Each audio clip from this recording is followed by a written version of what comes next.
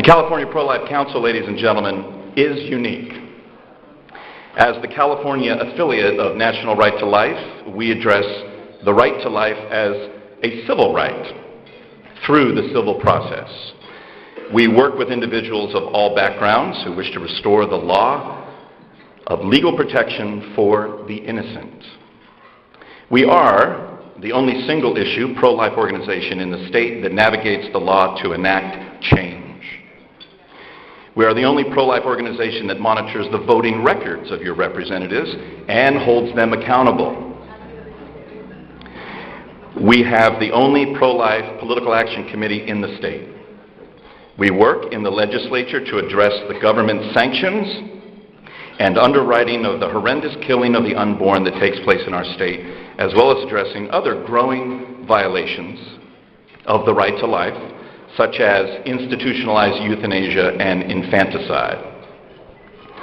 We have local volunteers and county affiliates who work to educate their communities at county fairs, through speakers bureaus, and at various forums throughout the area.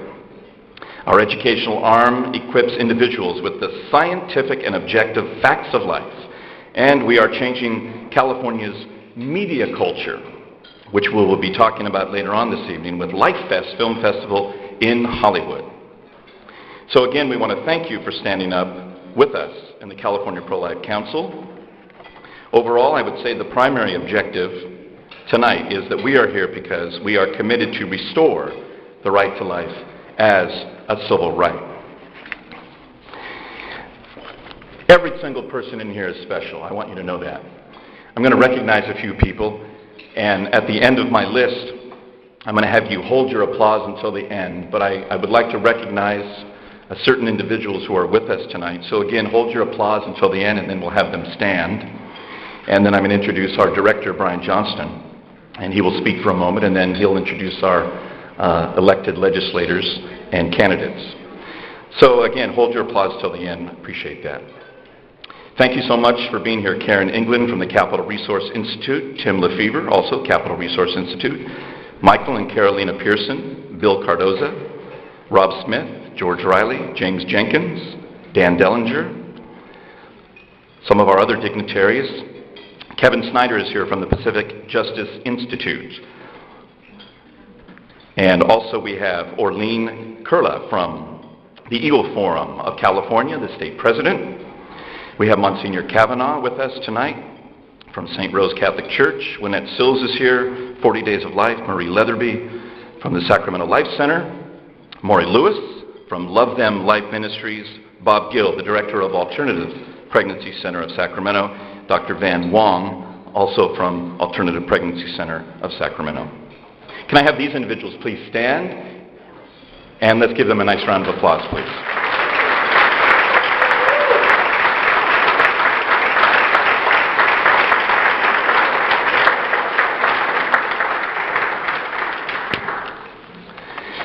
Brian Johnston, he's been a volunteer in all aspects of the Right to Life movements, from sidewalk counseling to starting a crisis pregnancy center. He continues to serve gallantly, I must say, as our director of the California Pro-Life Council. I'd like to invite him up to the microphone at this time. Nice welcome for our director, Brian Johnston.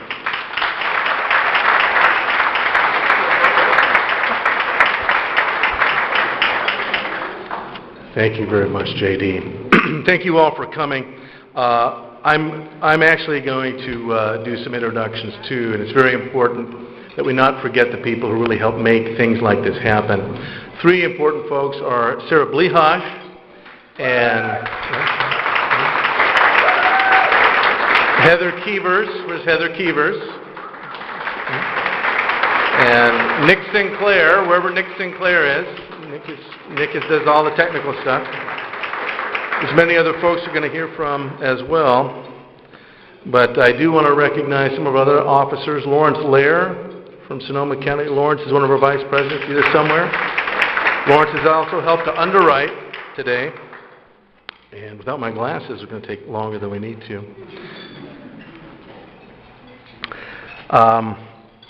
I do want to, right now, we're going to do this. Believe it or not, it would go much longer if we did it the way we did originally.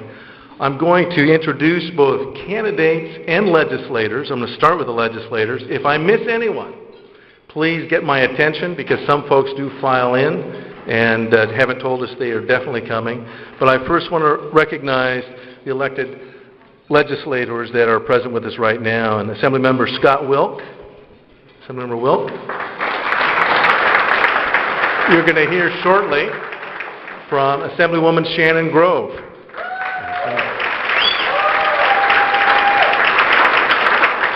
And it's worth hearing from her. Assemblyman Brian Estande is here, I believe. Brian? There he is. Assemblyman Don Wagner is here.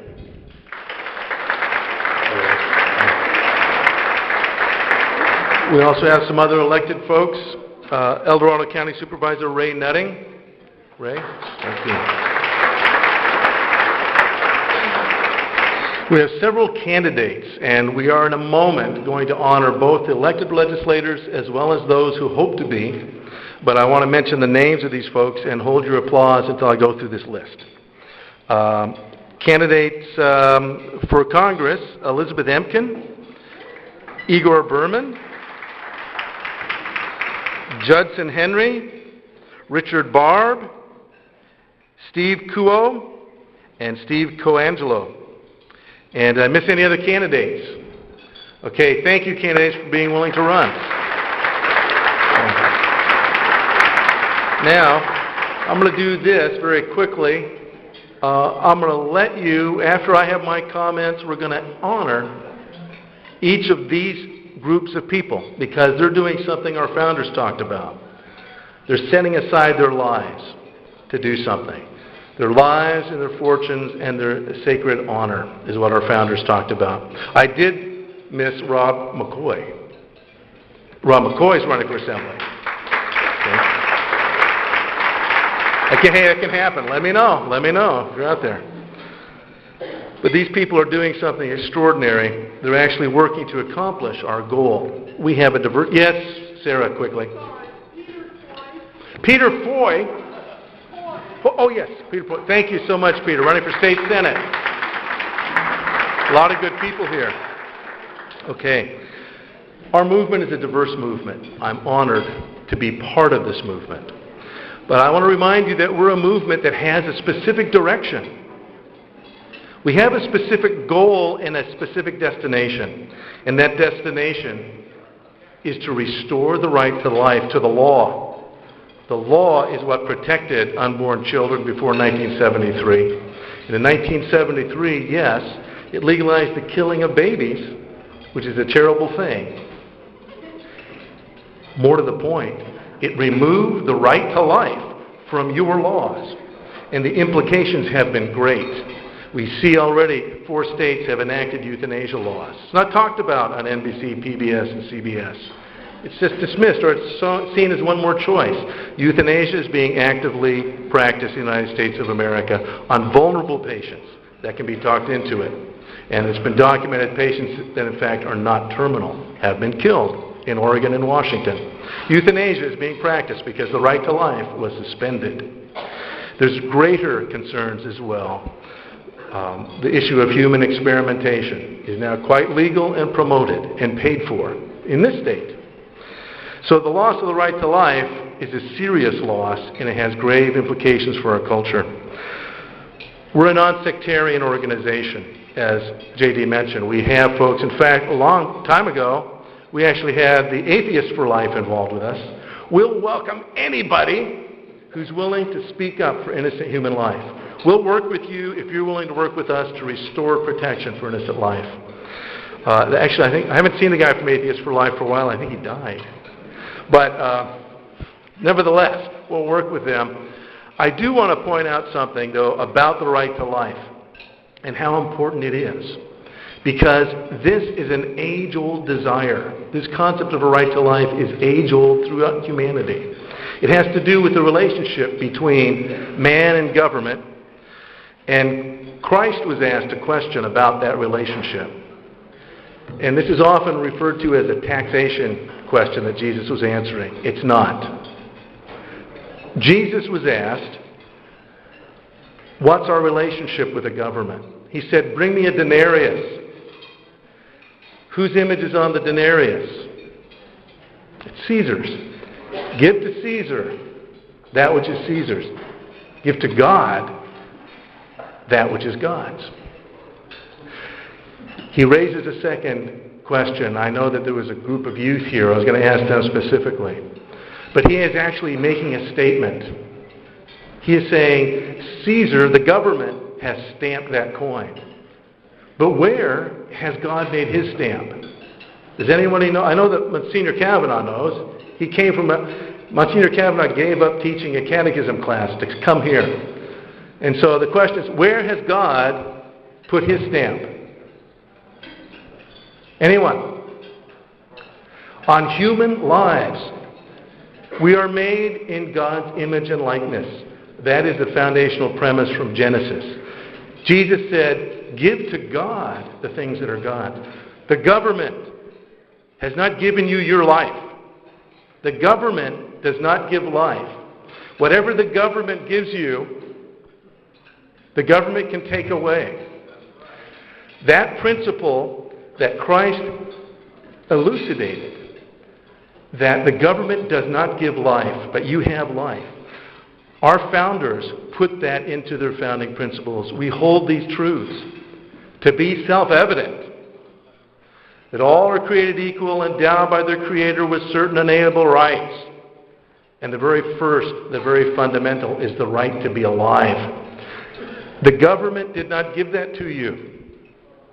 The government cannot give that to you. And throughout human history, that debate has raged, the role of government. And even when the king assumed that role, if he did not care for the life of the innocent, he was considered an unjust king, an unjust lawmaker. He had the right to make laws, but the only just law was the law that protected life. Human beings have intrinsic worth and value. That's the premise that our founders put in your founding documents. Human beings are the ones that give life to the government. The government has no right to exist except that human beings have given it authority. The government has a duty to protect innocent life. That is the foundational premise. It is because human beings are infinitely more valuable than the government that our government was put in place, that it be a limited government. It informs every aspect of government. Government should not have the authority to do the things it often does. It is actually the people themselves, human beings, that have authority because they have immeasurable worth. That's the premise our nation was built on. Every human life has immeasurable worth. A title doesn't give you more worth. You have been given worth because you have been created. God, the God of nature and of nature's God, made you. That worth is what's at stake here. It's been lost in our laws. And our goal is to restore it to the principles of our nation. What I'd like to do right now, you have, J.D. is going to describe one of our international symbols for the Right to Life movement. It is the feet pin. And I would like our elected representatives to once again stand, and officers and key volunteers of California Pro-Life Council will come alongside, and J.D. Maher is going to explain the significance of this pin. We're going to pin you with the feet pins.